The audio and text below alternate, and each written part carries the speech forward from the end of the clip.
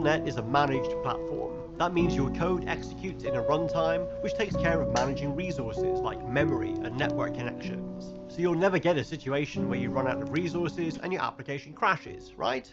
Well, not quite. Hey, how you doing? I'm Elton, and this is IDisposable Best Practices for C# developers here on Pluralsight. This course will teach you all about the IDisposable interface, how it helps you manage resources efficiently, and why you need to use it in your .NET applications. A good understanding of IDisposable is critical for writing high-quality apps that run efficiently and play nicely in a world with finite computing resources that we all use, like memory, database connections, and file handles. It's the one part of writing C# code where .NET asks for your help. Everything else in the platform is there to make it easy for you to solve problems, but IDisposable is where .NET has its own problem and it needs your help to solve it. And we're talking about all versions of .NET here, from the original .NET framework that only ran on Windows, to the cross-platform evolution of .NET Core, and the latest releases .NET 5 and 6. The problem that .NET has is resource management, and to start with we'll look at memory. Any program on any platform needs to allocate memory while it's doing work. Typically there's a stack where small objects go, and larger objects go on the heap, with a pointer in the stack. The heap grows as the program uses more memory, and then it shrinks when memory is released.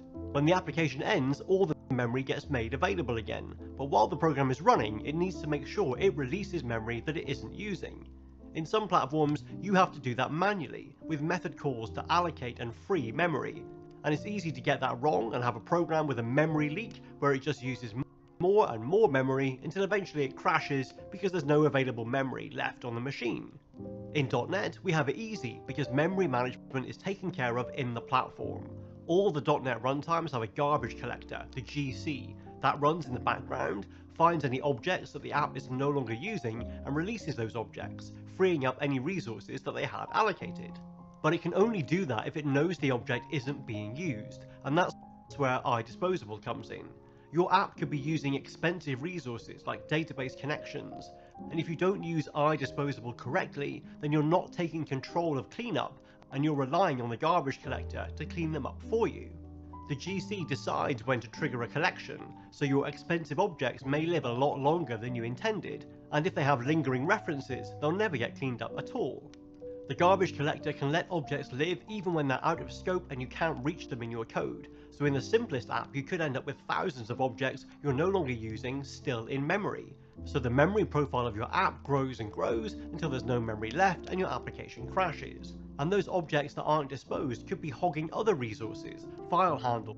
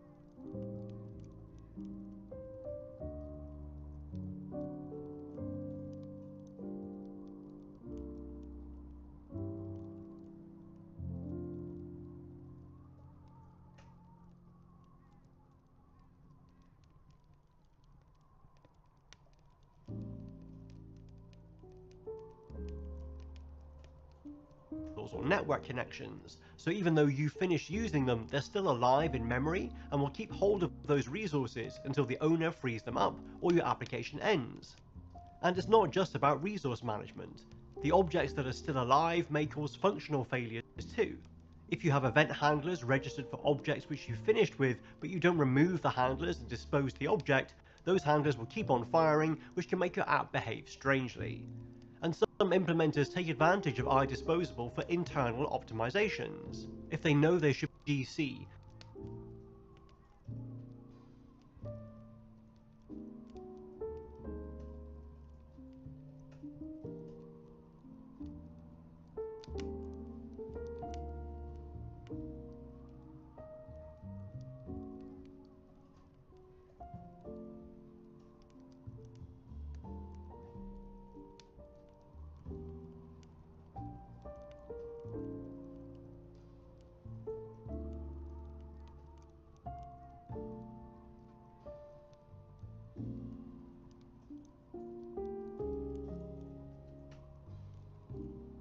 That runs in the background, finds any objects that the app is no longer using, and releases those objects, freeing up any resources that they had allocated. But it can only do that if it knows the object isn't being used, and that's where IDisposable comes in. Your app could be using expensive resources like database connections, and if you don't use IDisposable correctly, then you're not taking control of cleanup, and you're relying on the garbage collector to clean them up for you. The GC decides when to trigger a collection, so your expensive objects may live a lot longer than you intended, and if they have lingering references, they'll never get cleaned up at all. The garbage collector can let objects live even when they're out of scope and you can't reach them in your code, so in the simplest app you could end up with thousands of objects you're no longer using still in memory. So the memory profile of your app grows and grows until there's no memory left and your application crashes. And those objects that aren't disposed could be hogging other resources, file handles or network connections, so even though you finish using them, they're still alive in memory and will keep hold of those resources until the owner frees them up or your application ends. And it's not just about resource management. The objects that are still alive may cause functional failures too. If you have event handlers registered for objects which you finished with, but you don't remove the handlers and dispose the object, those handlers will keep on firing, which can make your app behave strangely.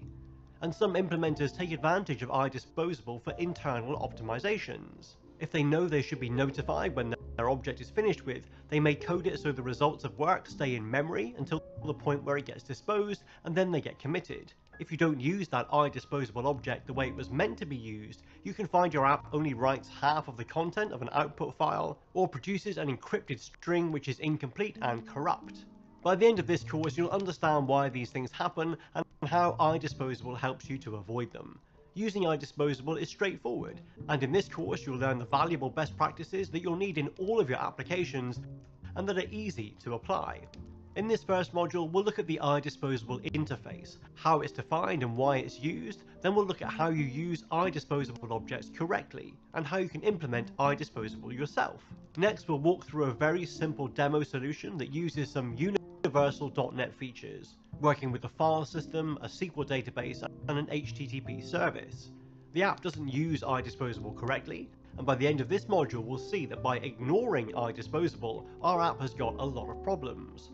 We'll use the latest version of .NET for all these demos, but the techniques apply to all versions of .NET, and they apply equally for all types of .NET applications, desktop and server, running on Windows or Mac or Linux.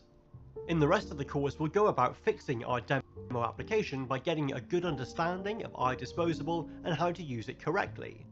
We'll look at what actually happens when the garbage collector runs to understand why this is so important, and we'll see what happens when you don't dispose, fixing each of the problems that we find just by using IDisposable correctly.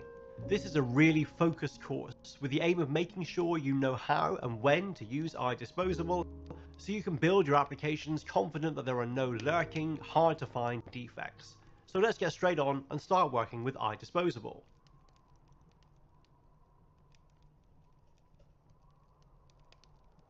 IDisposable is a very simple interface.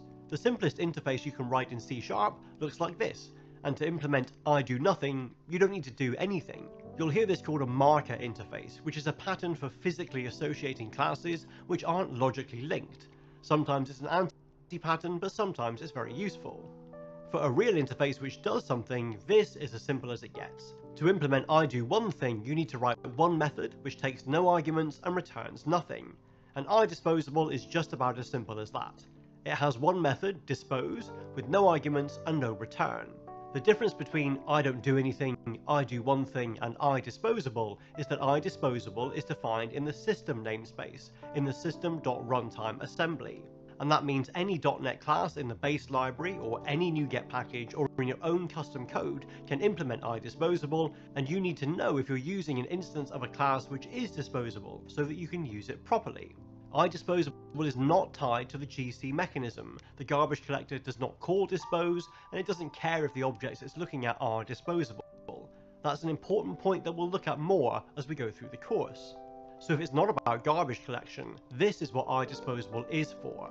It provides a mechanism for releasing unmanaged resources, and that dispose method is for your own application code to free those unmanaged resources. So if you implement IDisposable, You're telling users of your class that you have unmanaged resources, and you expect them to tell you when they're finished using an instance of your class, and then you'll take care of cleaning up those unmanaged resources. And that's the real problem with IDisposable. We've seen that it's a simple interface definition, and we'll soon see that it's easy to implement and use, but the documentation consistently refers to unmanaged resources when it talks about IDisposable, so it's very easy to think that it doesn't concern you. When you're working with a .NET solution, you may think that everything you're doing is managed code, so you don't need to worry about IDisposable. Unmanaged code is where you need to call something outside of .NET, and it's pretty rare in most applications. I've worked with .NET since 2002 on hundreds of apps and tens of millions of lines of code, and I've only worked explicitly with unmanaged resources a handful of times. Runtime callable wrappers in the old days on Windows, which you use to work with COM components, and platform invoke, which you use to call native code, which is cross-platform. Those explicit uses of unmanaged code are pretty obvious. You'll see DLL import attributes, or you'll be using types like int pointer, and if you're working in that space, then you need to understand IDisposable and finalizers to free up those resources which .NET doesn't manage for you. But whenever our .NET apps interact with the outside world, we're leaving the managed sandbox, and so pretty much every application that talks to a file, or a database, or a REST API is using unmanaged resources, but they're wrapped inside managed code. If you connect to a SQL Server database, you use managed code in the system.data assembly, but the actual connection to SQL Server isn't managed code. When you fetch data, you leave your application domain and the managed space. The same when you call an HTTP service, whether it's local or remote, or write to a file on the local machine or across the network. Your application can be using all managed code in system and Microsoft assemblies, but those implementations are ultimately reaching outside of the app, so there are unmanaged resources somewhere. And that's why the key classes in those scenarios, they all implement IDisposable, and they expect you to tell them when you're finished using them so they can clean up those unmanaged resources. So IDisposable isn't just about unmanaged resources that you use explicitly. If you use any class that implements IDisposable, you need to use it correctly, even though you're building a fully managed application and you're not working with unmanaged code at all. Now that we've seen IDisposable doesn't only apply when you're using a legacy COM DLL on Windows or a native C library on Linux, let's see how it works. If you create an instance of a class which implements IDisposable, then you should actively manage the lifetime of that object.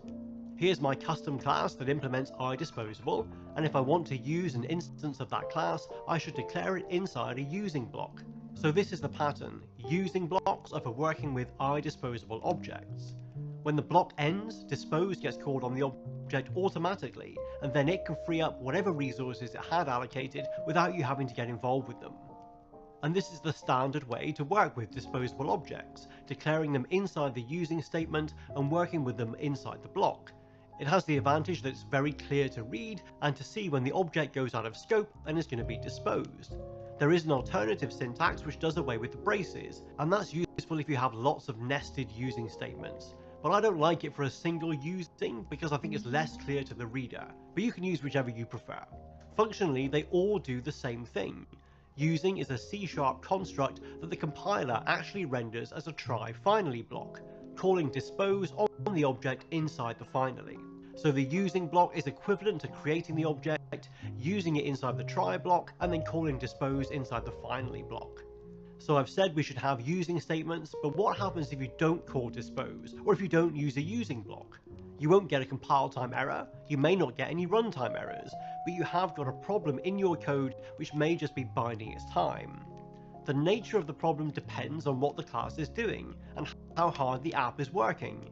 But we're not telling the object to clean up its resources, so we're not releasing those resources as soon as we finish with them. Depending on the situation, that may mean the resources take longer to clean up as they wait for the next garbage collection event, or the object may still have references pointing to it, so the resources will never be released until your application exits, or until it throws an out-of-memory exception or another error. And that's enough of the theory. Next we'll have a demo showing you what goes wrong if you don't use IDisposable in practice.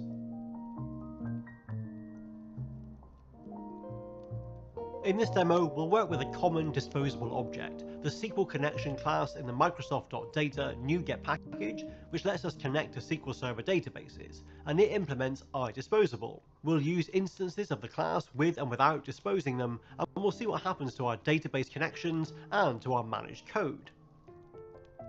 If you've seen my other courses on Pluralsight, you'll know that I like to use Markdown for my demos, and all the documentation is in the download folder for the course. This one is slightly different because we'll be spending most of our time in Visual Studio, but I'll still use VS Code for the notes. You can follow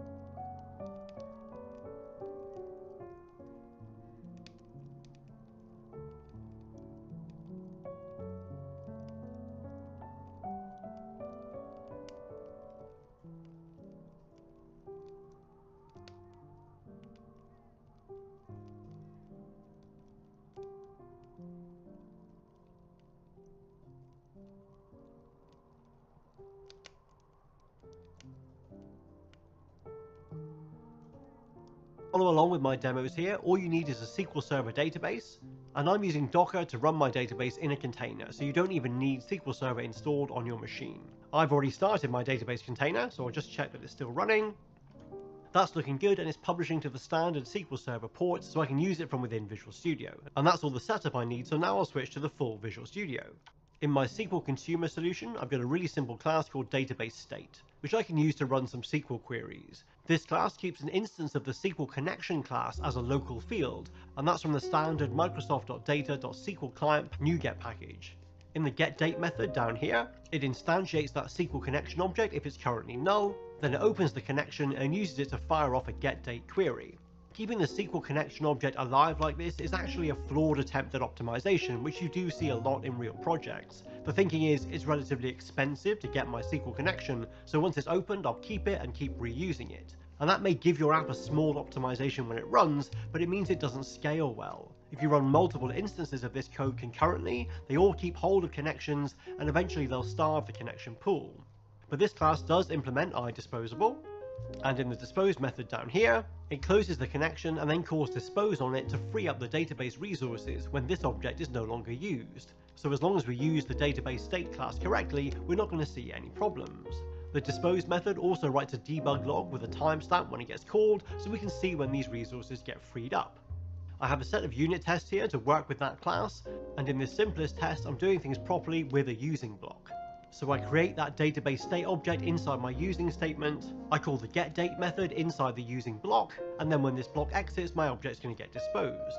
The wait method, that just waits for a few seconds and writes another timestamp, and that will help us work out the sequence of events when we run these tests. So I'm going to execute this test in debug mode, and when that's finished, in the output window we can see all of the log entries from the test runner, and then here's my code. There's the response from the getDate call, and then immediately after that there's my disposing log, and that's because I had a using block when I worked with the object. Then there's the wait log a few seconds later, and after that the test ends, so the app domain gets unloaded. I have the same test here without the using block, so this test just instantiates a new object, calls the getDate method, and then waits for 5 seconds, so there is no dispose call within this test. And when I run this in debug, we'll see a big difference. The test still passes, the getDate output is still there, but there's no dispose call. There's the wait log, but even when the app domain exits, dispose never got called. So when I don't call dispose, my test here is holding onto a connection from the SQL Server connection pool for all the time during that wait period, and connections are a finite resource. The connection will get closed when the application exits, but if this was a long-running server app, then that connection would stay allocated. But still, the test passes, so it can't be that big of an issue, right? Well, next we'll run the same code in a loop and see where not disposing gets us.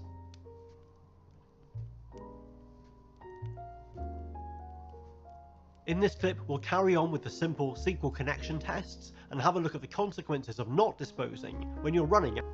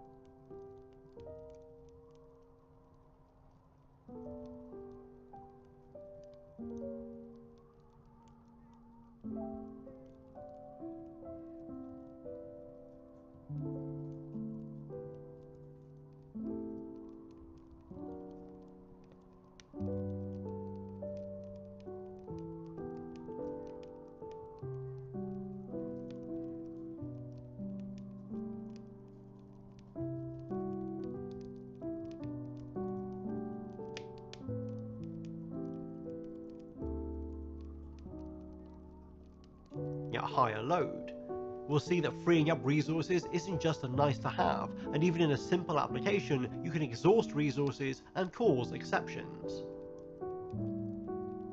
So back to the test suite with that same database state class. This test fixture makes the getDate call inside a loop, running for 1000 iterations. Each iteration has a using statement, so every object will be disposed after it's used. I've got the alternative using syntax here without the curly braces, but remember it's functionally exactly the same. So now I'll run this test in debug, and we can check the output. So we can see every getDate log is followed by a disposing log, so every object is getting disposed. This number is the hash code for the SQL connection object, and it's different every time, so we can see that these are definitely different objects. And now here's the big upset coming with this code. So this test works in exactly the same way with a loop with 1000 iterations. In each iteration we create a new database state object and we call the getDate method. And the big difference is we don't have a using statement. This database state object is newed up inside the loop, so it's a local variable, and you might think it will still get cleaned up at the end of each iteration, but we'll run this and we'll see. So it starts off well, we get lots of getDate logs. There are no dispose logs of course, because we're not disposing the objects, but after a while, bang, we get this invalid operation exception. We can see this exception comes from the SQL connection object, and it's a timeout from trying to connect to SQL Server. And that happens because all the connections in the connection pool are already being used by those objects that ran earlier in the loop. They made their connection, ran the call but never got disposed, so they still have an open connection, and we'll get to the point where there are no free connections in the pool, and then we get this error. In my connection string for the tests, I specify an application name, which means in SQL Server I can query the sysprocesses table to find out all the open connections with that program name, and I'll query that when I run my next test. So this test fixture here, it runs that same loop but inside a try-catch block. So I've got my 1000 iteration loop without a using statement. I call the wait statement after the for loop completes, but I'll put my breakpoint in this catch block here, and that's where we'll execute our SQL statement. So if I debug this test here, we've hit the same exception as before with the timeout trying to connect to SQL Server. If I go to my SQL statement and run this, we can see that I've got 100 open connections to SQL Server. Now if I go back to my test here and step over the next line, which forces a garbage collection, and then I go back and run my query again, I still have 100 open connections, and it's only when I let the test carry on running, and I'll check the output window here, and I can see the program is exited, which unloads the managed app domain and frees up all the memory, and now if I run my query, my connections have all been closed. So why did the app break when there were 100 open connections? Well, that's the default connection pool size in SQL Server. Instead of using the defaults, I can specify my own value, and that's what I have in this second connection string here. I'm specifying my own maximum pool size of 400, and in both my connection strings I'm using a very short connection timeout of 2 seconds, so my test failed quickly and we can see what's happening. So I'll change my test to use this dbmax connection string instead, and I'll run that same test with the loop. I'll put an extra breakpoint here, and up at the top I'll change the connection string to use. Now if I run this test in debug, this time my breakpoint hits at the wait call, so the for loop has executed correctly. If I check SQL Server over here, I've got 390 open connections, so even though my for loop has finished and I've still got a lot of connections open, I didn't hit that magic 400 connection limit, which is the pool size, so my application didn't break. Now that doesn't seem to make sense, because the pool size is less than 1000, and we'd expect to exhaust that when we take a connection from the pool and don't release it in our loop of 1000 iterations. The reason that this does work is down to finalizers, which we'll cover in the next module, but for now we can say that the garbage collector is doing some cleanup for us, so connections are being made available again. But because we're not calling IDisposable, we don't know when that will happen.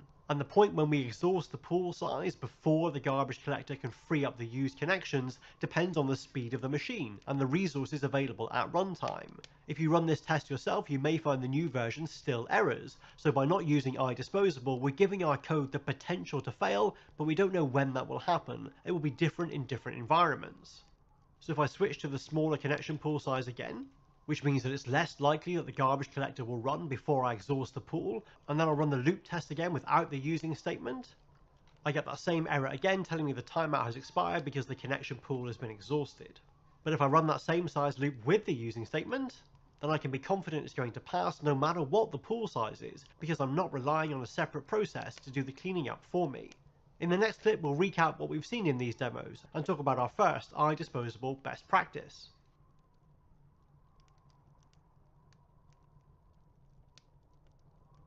So that's the basics of IDisposable, and we can already see that it's easy to use and it's dangerous when you don't use it.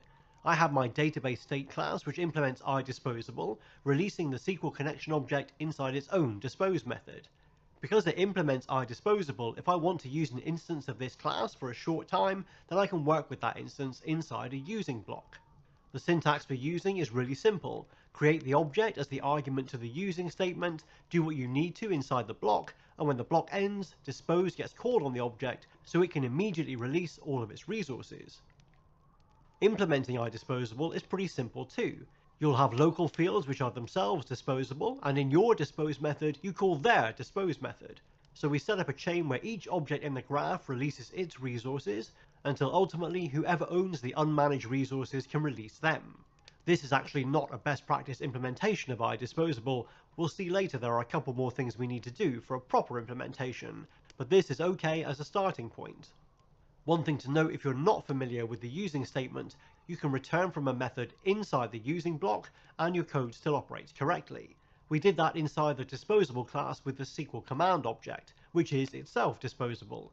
Running the execute call inside a using block and returning still in that block is perfectly valid, and it still ensures dispose gets called after the method returns. So in that quick demo, we've seen the first of the best practices. If you're making use of an instance of a class which implements IDisposable, call dispose as soon as you're finished with it. It doesn't matter if you think your app or the class you're using isn't dealing with unmanaged resources. If it implements IDisposable, it does it for a reason, so you need to use it the way it expects to be used. Working with objects in a using block is the simplest way to follow that practice, and it's also semantically very clear for anyone reading your code. I'm using this object for a short period, and now I'm done. There are some rare cases where the using block isn't a good fit. Maybe an object could throw an exception in the dispose method and you want to manage that. The alternative here is to use a try block and call dispose in the finally yourself. That still makes it clear that you always want dispose to be called. But if you have a temporary reference to an IDisposable object, then make sure you call dispose on it as soon as you're done, whether you do it explicitly or inside a using block. And that way you'll be making sure that your app releases resources as soon as it can. The other best practices will unfold in the course, but before we go too much further, it's going to be useful to look at some real code. Over the next couple of modules, we're going to look at a poorly built application which has been implemented in complete ignorance of IDisposable. It's a simple app for counting the number of words in a book. At the moment it's a prototype, and what we have is an HTTP service that counts the number of words in a line of text, and a console application which monitors a folder. When you drop a text file into the folder, the console app picks it up, records some data about the file in a SQL database, then calls the web service for each line of text. It does that using parallel tasks, so for any one file we can be calling the service for dozens of lines concurrently. Each task writes the number of words for the line in the database, and then when all the tasks complete, the app updates the database with the total word count for the book. So that's a pretty simple architecture. Obviously, before we go to market, we'll be running the whole thing in the cloud with a RESTful API, saving files to blob storage, kicking off processing with messages sent to a queue, running the whole thing in Kubernetes, and we'll deliver a mobile app that lets users upload a text file and get told how many words are in their book. I can't think of anyone who doesn't need that application, but for this course we're going to keep it simple and stick with the console prototype. If I add some overlays to this architecture, we can see that our console application is managed code, but there's an awful lot going on outside the application which is not managed code. Actually, the service is a managed.NET application too, but we're not going to focus on that service. And as far as my application is concerned, it could be a REST API written in Java, or a gRPC service written in Go. It's all HTTP calls under the hood. And as we have lines going from the managed bits to the unmanaged bits, that means at some point our app is dealing with unmanaged resources. And we already know that because of that, it should be using IDisposable objects correctly, or it's going to hit problems. Next, we'll have a demo showing how the app works and think through some of the problems that it might have.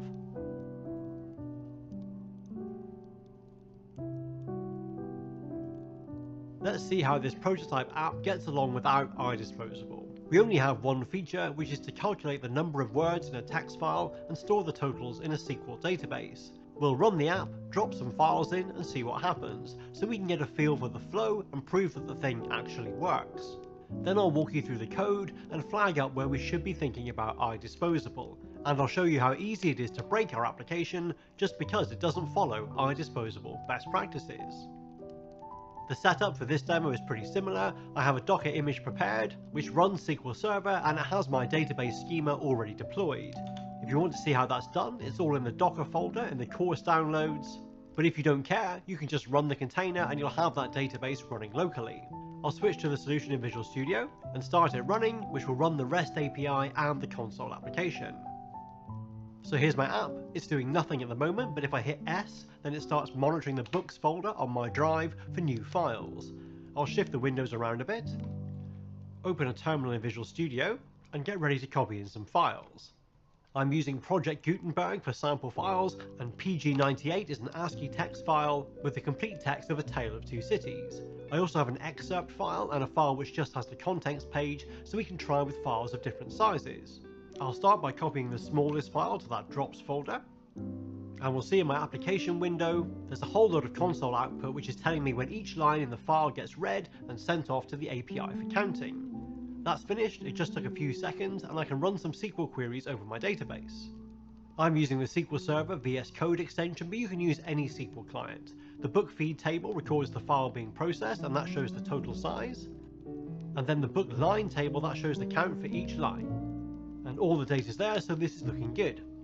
But if I open my terminal again and try with a slightly larger file, it's going to take a little bit longer to complete, but the application still runs, the count is going to complete successfully, and now I'll have two files in my book feed table. And there we go.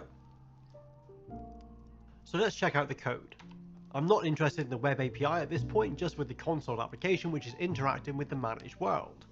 All the work's done in the program class, which starts with some setup, to load application configuration, and to create the directories the application is going to use.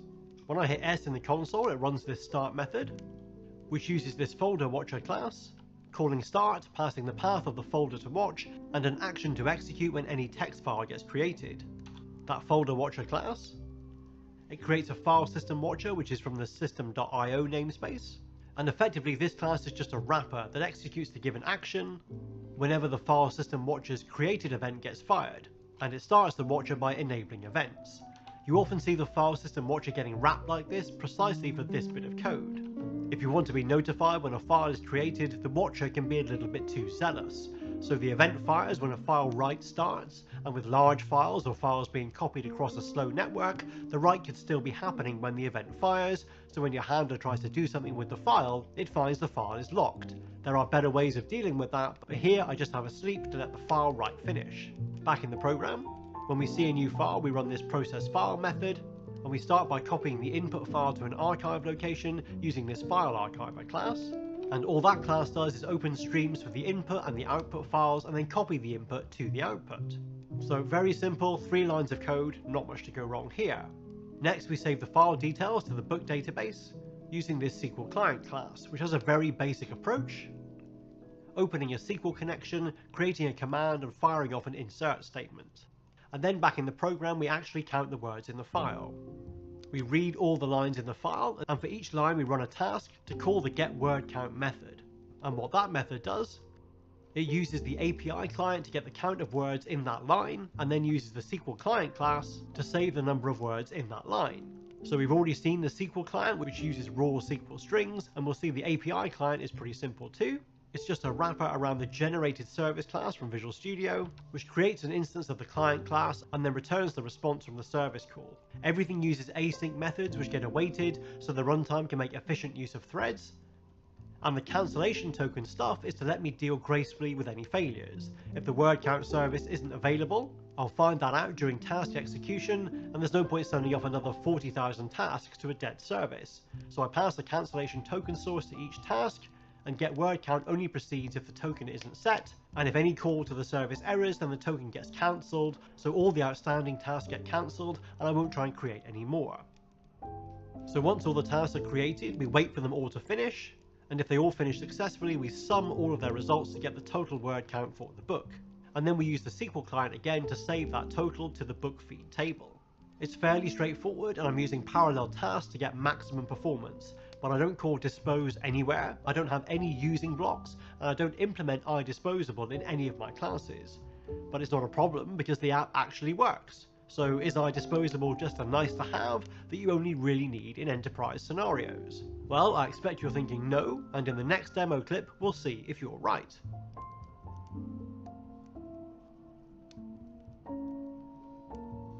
In this clip, we'll carry on with the word counter demo application and see that we really can't get by without IDisposable. We'll find a few nasty problems using up all of the available resources and causing bugs in the application. I've cleared my database and restarted the app, so we're running from fresh. I'll start the folder watcher in the console application, and then I'll drop in a full-size copy of A Tale of Two Cities, which is pg98.txt. We'll see the app starts in the same way, processes a whole bunch of lines, and then we're going to get a whole lot of exceptions.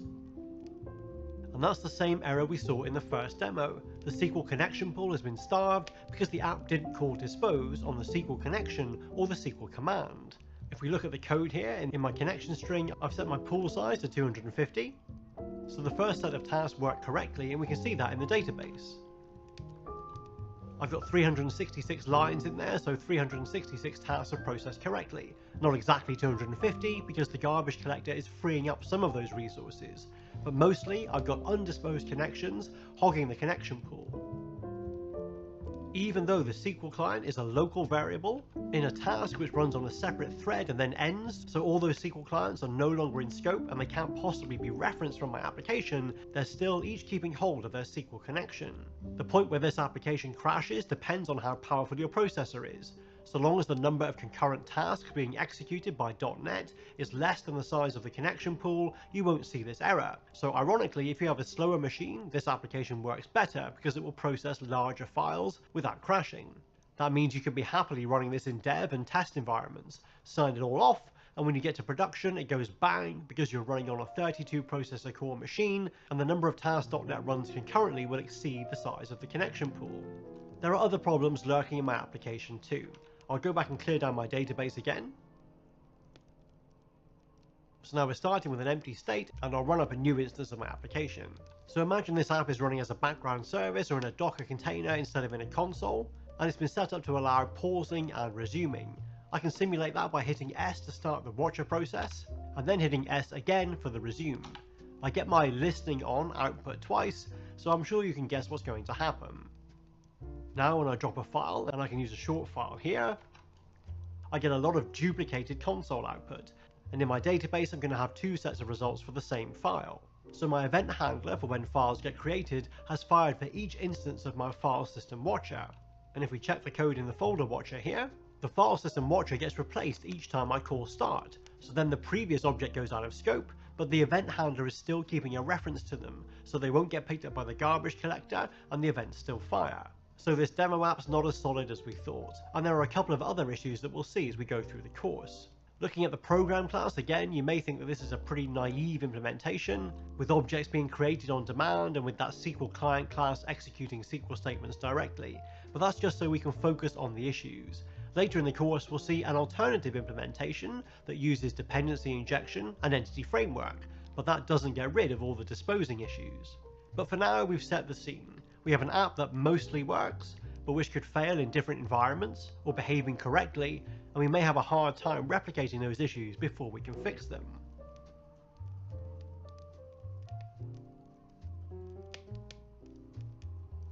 We've had a lap around our sample application, and if we ignore all the lurking problems, then this is probably good enough to take looking for a first round of funding.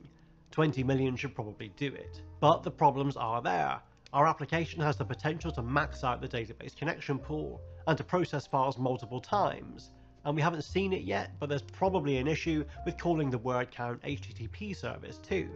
The triggers for those defects will be different across different infrastructures and different input files, and that's going to make defect fixing very hard. We will knock this demo app into shape over the rest of the course, and you'll see that these problems are all from not disposing of resources correctly. In this module, we've had an introduction to IDisposable. We've seen the interface definition and how you use it to manage the lifetime of objects and their resources. We saw that the docs talk about freeing unmanaged resources, but that can be misleading, because you might not use them explicitly in your code, but a lot of the system classes that you use all the time are dealing with unmanaged resources themselves. You might think you're building an all-managed application without using native libraries or old-fashioned Windows COM interop, so IDisposable doesn't matter to you. But we showed that wasn't the case, with a quick demo that queried SQL Server using all brand new managed code. But it didn't call dispose on the necessary objects, so it kept connections to SQL open when the object using them had long gone out of scope.